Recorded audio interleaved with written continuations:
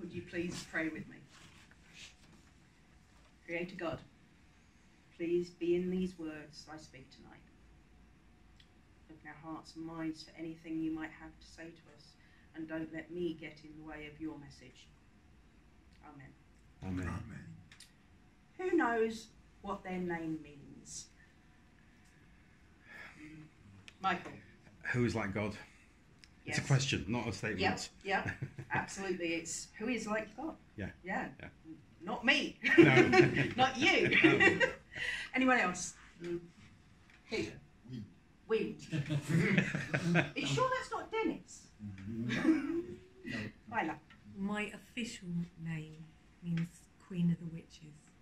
Wow. That's cool. I like that.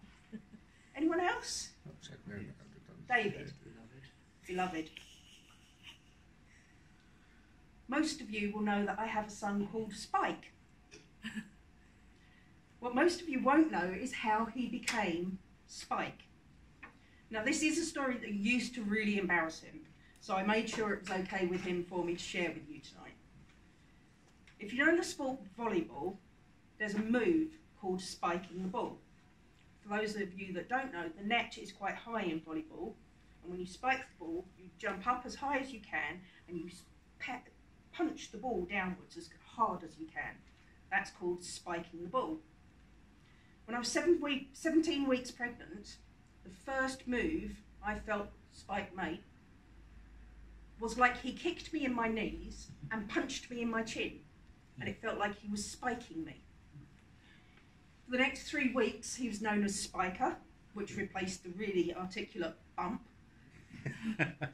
And then at my 20-week scan, we found out he was a boy, and Spike just stuck. The book of Hosea tells the story, unsurprisingly, of Hosea. He was a prophet in the 8th century BC. And at this time, God's people had split into two, the Judeans and the Israelites. And Hosea was called by God to prophesy mainly to the Israelites, who were not following God at this time. They had just come to an end of a very prosperous time and were now moving into a time of economic decline.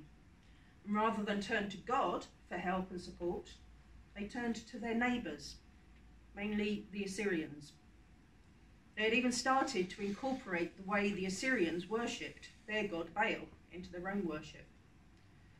So Hosea, whose name means salvation, was a prophet in these difficult times. God called him to live his life as an analogy, showing God's perspective of the relationship between God and Israel, as well as to speak out of what would happen if they continued to be unrepentant. I don't know if you can imagine the scene as Hosea comes out to his parents as being a prophet. Mum, Dad and Hosea sitting around the table after a long day at work. Mum wouldn't really have been sat with the men at this time, but allow me a little artistic license. So Hosea, how was your day at work? Asked Mum, serving some goat casserole. Well, work was fine, but the journey home was a bit weird, Hosea answers. Oh yeah, why is that, son? Asks Dad. Well, God spoke to me. He says he wants me to be a prophet and speak to the people on his behalf. You can imagine Mum and Dad exchanging their proud glance. Their son to be a prophet. Thoughts of, wait until I tell Mrs. Jones down the street. And Dad says, wow, Hosea, that's fantastic. What did God say to you? Hosea becomes a bit reticent and says, well, you know Gomer? Mum turns up her nose and goes, oh, her, yeah. She goes with any man that's got a talent or two. I know her. Hosea takes a deep breath and says, yeah, well, God's told me to marry her. I can imagine at this point both parents turning a little bit pale, again sharing a glance, but a totally different one this time. They might have been happy that God was speaking to him. They might have been happy that God had told him to get married. But to who? Gomer, a prostitute, a woman for the night. Do you think that all of a sudden they might have felt the need to persuade Hosea that he hadn't really heard from God? That maybe it was the dodgy curry the night before? That he really should think about this before he did something that he'd regret. Can you imagine anyone who loved Hosea being in favour of this marriage at the start? Now, I'm fairly sure it didn't quite go down like that, but it's probably close enough. So what his parents and loved ones thought: Hosea married Gomer, daughter of Diblaim. And marriage was a big deal in these days. A big deal. It would usually involve both sets of parents getting together and planning the wedding party for afterwards.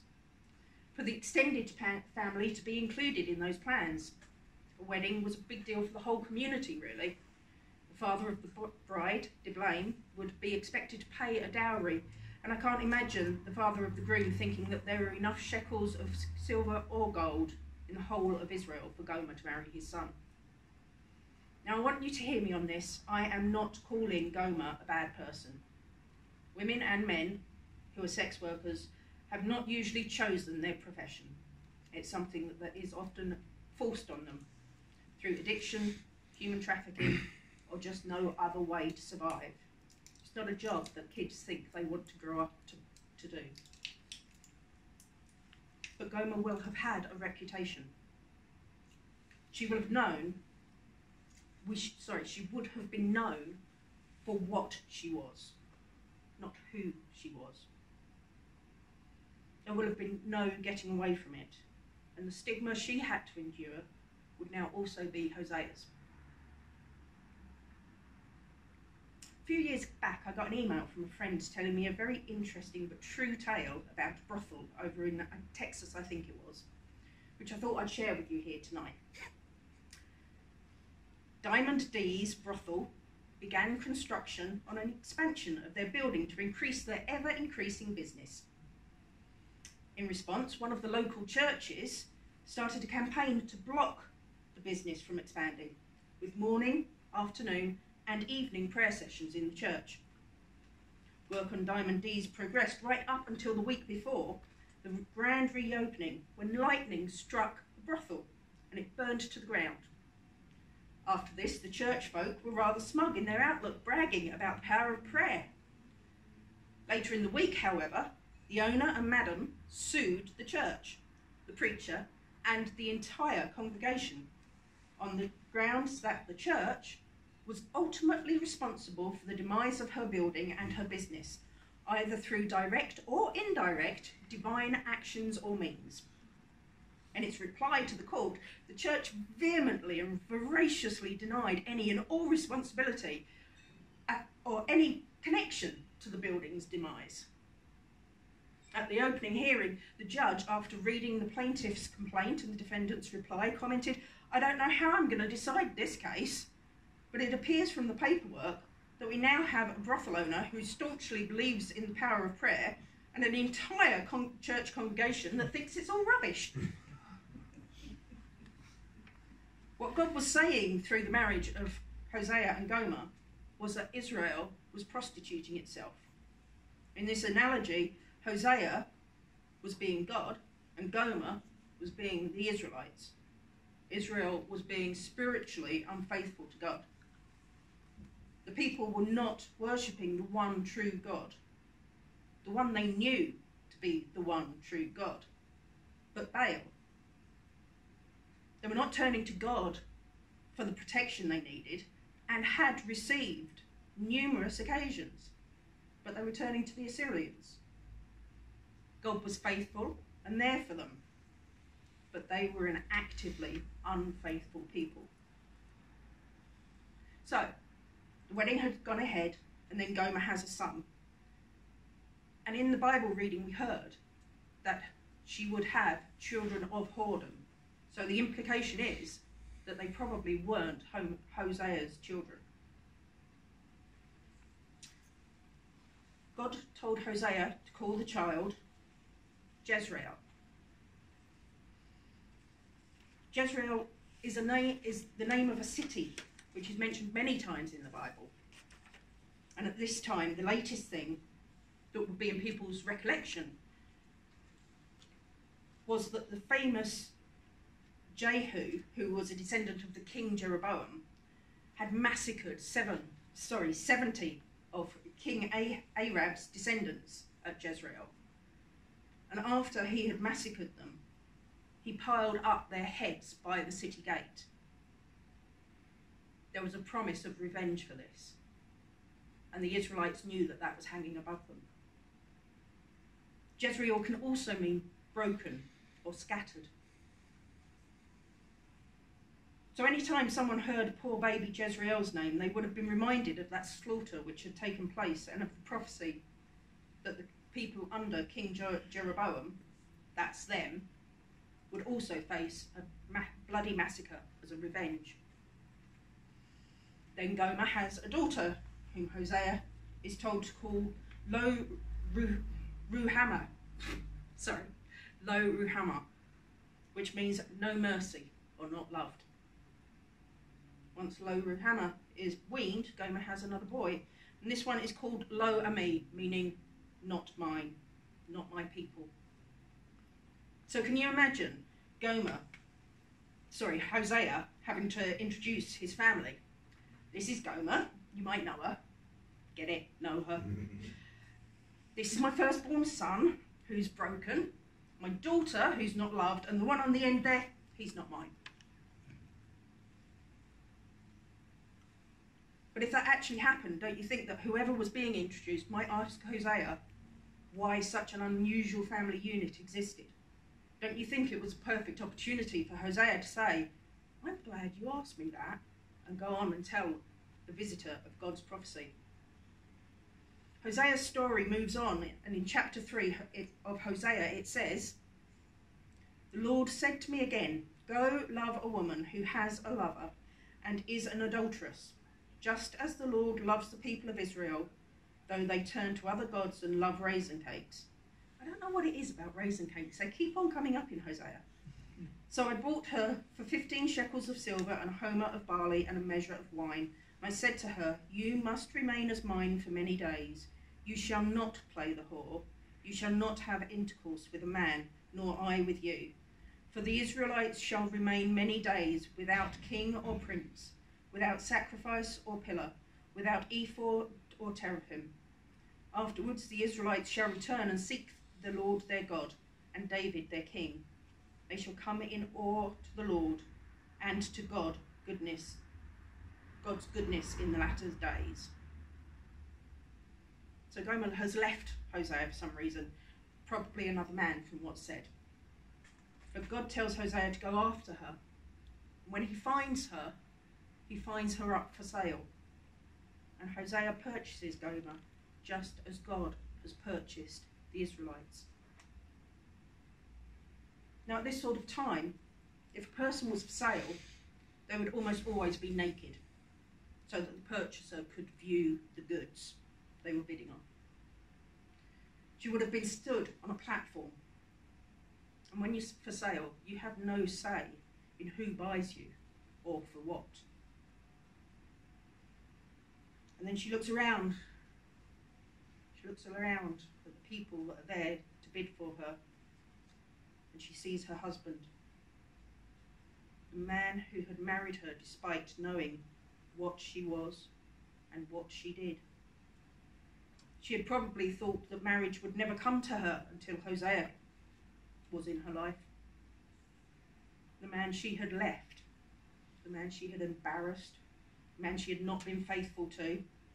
She stood there on that platform, naked, with her husband's eyes on her. She might well have thought something like, he's found out I'm here today and he's going to laugh at me. He's going to try and make me feel more ashamed than I already do. He might yell things at me. He might spit on me. He might divorce me here in front of all these people. And in these times, Hosea would just literally need to say, I divorce you, I divorce you, I divorce you. And that's a legal divorce. But no, what does he do? He buys her back. It costs him 15 shekels of silver, a homer of barley and a measure of wine. She's actually quite cheap to buy, not worth much at all. But he buys her back. And after buying her back, he says, you have to stay with me now, and I don't want you to go back into prostitution or sleeping around. He pays for her, and only then does he tell her what he wants from her. Do you think she would have listened to him? Do you think that she would have obeyed him? In Matthew chapter 7, verses 7 and 8, Jesus says, "Ask, and it will be given to you. Seek, and you will find. Knock, and the door will be opened to you. For everyone who asks receives. The one who seeks finds, and the one who knocks, the door will be opened." The redemption of Gomer and the Israelites, whom she represented, was bound up in obedience to the Mosaic law of the time. Our redemption through Jesus is through Jesus and his sacrifice at the cross. Like Gomer, we have been bought and paid for, but we are free to love by grace through Jesus. Further into the book of Hosea, in chapter 11, verses 8 and 9, Hosea speaks for God again, and he says, "How can I give you up, Ephraim? How can I hand you over Israel? How can I make you like Admah? How can I treat you like Zeboalim? My heart recoils within me. My compassion grows warm and tender. I will not execute my fierce anger. I will not again destroy Ephraim. For I am God and no mortal, the Holy One in your midst, and I will not come in wrath." God may have said, "I don't love you, Israel. You are not my people." But God's heart recoils from these thoughts. God cannot abandon Israel, as Hosea cannot abandon Gomer.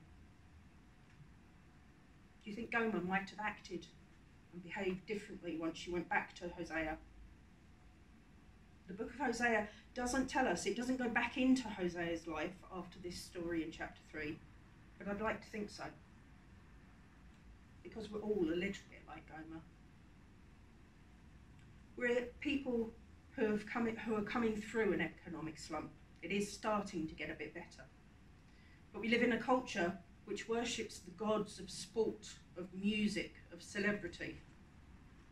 We live in a culture which does not look to God first. We live in a culture where we try to acquire what we want and not what is necessarily best for the community as a whole. We live in a culture completely different to that of Israel in the 8th century BC, but also a culture that has many parallels. So what's in a name? Hosea means salvation. Jezreel's name means broken or scattered. Lo-Ruhamah's name means not loved. Lo-Ammi's name means not mine. Spike's name means a very strenuous move in volleyball. But what most of you won't know is that Spike is actually a nickname. His given name is Nathaniel. And Nathaniel means gift of God. And to me, he most certainly is.